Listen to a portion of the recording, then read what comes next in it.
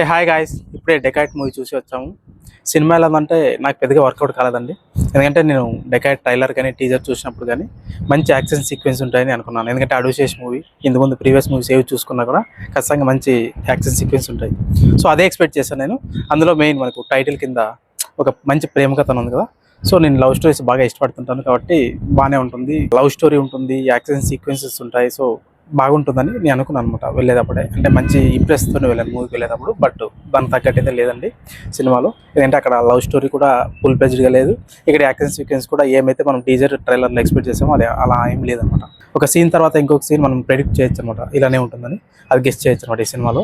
So నేను అడుగుచేసి movie ఇలా ఉంటుందని అసలు ఎక్స్పెక్ట్ చేయలేదు.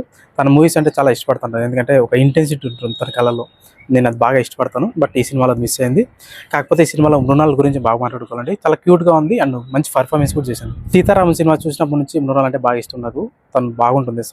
తను శారీ కడితే చాలా ఇష్టం నాకు. చాలా బాగుంటుంది, చాలా క్యూట్గా ఉంటుంది. ఈ సినిమాలో చాలా బాగుంది అనిపించింది. సో తన తర్వాత అడుగుచేసి కూడా బాగానే చేశాడు. బట్ కాకపోతే తన రేంజ్కి తగ్గట్టు అయితే చేయలేదనిపించింది. ఒక చిన్న అమ్మాయి నటించింది అనమాట మృణాల్ కూతురుగా. ఉన్న కొద్ది టైంలో బాగా అనిపించింది తన క్యారెక్టర్, చిన్న పాపది. సో వాళ్ళ ముగ్గురు గురించి అయితే చెప్పొచ్చు.